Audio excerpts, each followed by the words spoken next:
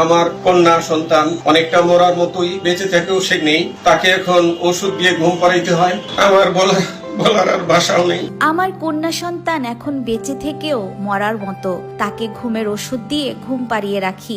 আমরা তার মুখের দিকে তাকাতে পারি না। আল্লাহ যেন তাকে এই কষ্ট থেকে দ্রুত মুক্তি দেন। আসলে আমরা খুব বিপর্যস্ত অবস্থায় আছি। কথাগুলো বলতে বলতে মেয়ে নিঝুমের জন্য অঝরে কেঁদে যাচ্ছেন তার বাবা।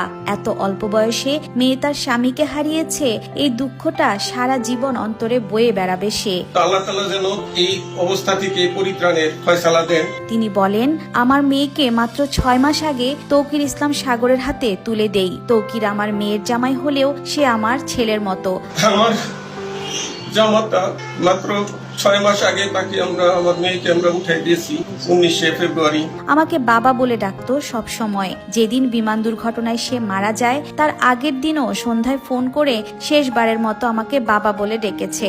আমার সাথে অনেক বিষয়ে কথা বলেছিল তৌকির। সে ফ্লাই করতে যাবে তার ঠিক আগের দিন সন্ধ্যার সময় আমাকে ফোন করে, আমি খাওয়ায় বসাছিলাম, তো আমাকে শেষ বাবা বলে ডাক দেয়। তৌকিরের অনেক স্বপ্ন ছিল মিশনটা সাকসেস হবে, কিন্তু বিমান নিয়ে ওড়ার 12 মিনিটের মধ্যেই তৌকির কন্ট্রোল রুমকে জানান তার বিমান আর আকাশে ভাসছে না, নিচের দিকে নেমে যাচ্ছে। কন্ট্রোল রুমে যিনি ছিলেন তার সাথে আমার কথা হয়েছে। বিমান নিয়ে যখন সে বের হয় তার ঠিক 12-13 মিনিটের মাথায় সে একটা মেসেজ দেয় যে বিমানটা কেন জানি শুধু নিচের দিকে চলে যাচ্ছে। এ সময় তাকে দ্রুত ইজেকশনের সিদ্ধান্ত দেয়া হলেও নিচে ঘনবসতি এলাকা ভেবে তিনি তখনও বিমান ছেড়ে যাননি।